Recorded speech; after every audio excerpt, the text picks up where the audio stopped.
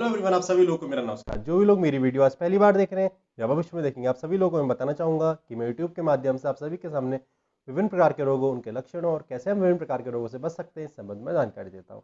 साथ ही साथ मैं आप सभी लोगों को बताता हूँ कैसे होम्योपैथिक चिकित्सा प्रणाली विभिन्न प्रकार के साथ रोगों में कारगर साबित होती है।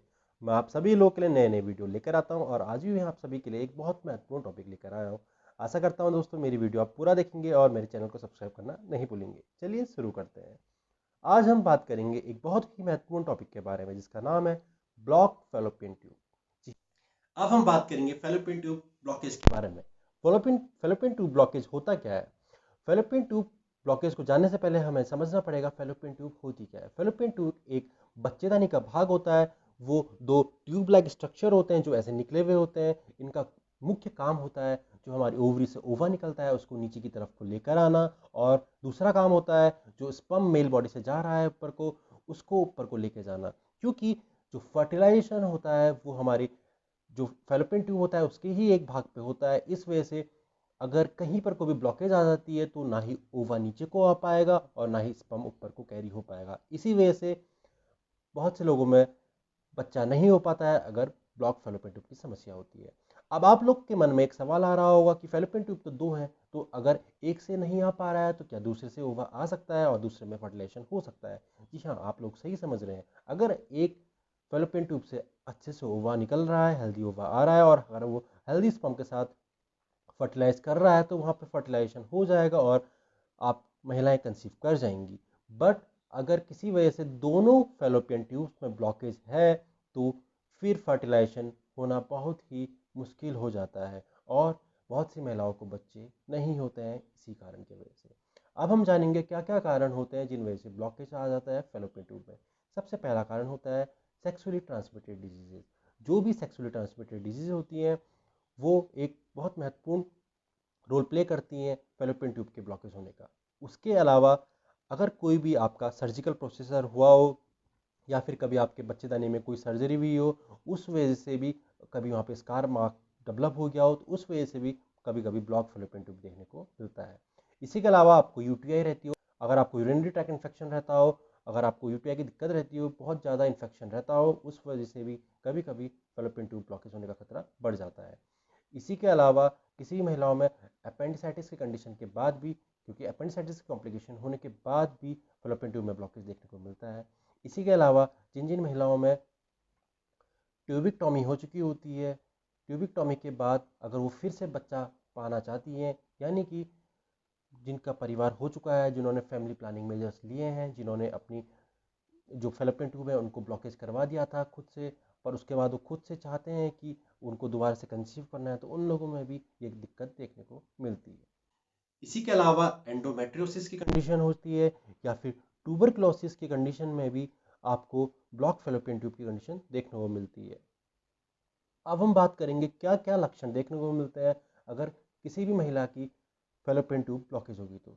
सबसे पहला जो सबसे बड़ा आपको सिम्टम देखने को मिलेगा कि आप बच्चा नहीं धारण कर पाएंगी, महिलाएं गर्भ धारण नहीं कर पाएंगी और प्रेग्नेंट नहीं हो पाएंगी।